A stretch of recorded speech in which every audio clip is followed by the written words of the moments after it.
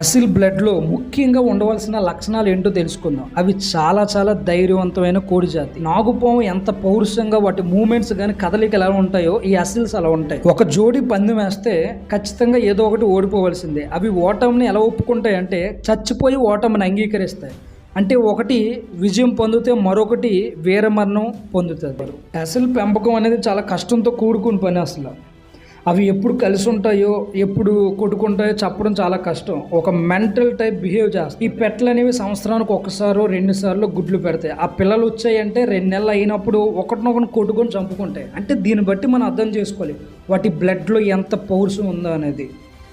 వాటి కూత, పుంజు యొక్క కూత అనేది బయట పూరి కోళ్ళలాగా సాగదీవు, షార్ట్గా షార్ప్గా ఉంటాయి. ఈ జాతిలో రోగ నిరోధక శక్తి అనేది చాలా ఎక్కువగా ఉంటుంది. Heavy resistance power. ఇప్పుడు అసిల్ స్టాండర్డ్స్, వాటి బాడీ పరిమాణం ఎలా ఉంటుంది ఏంటి అనేది వివరంగా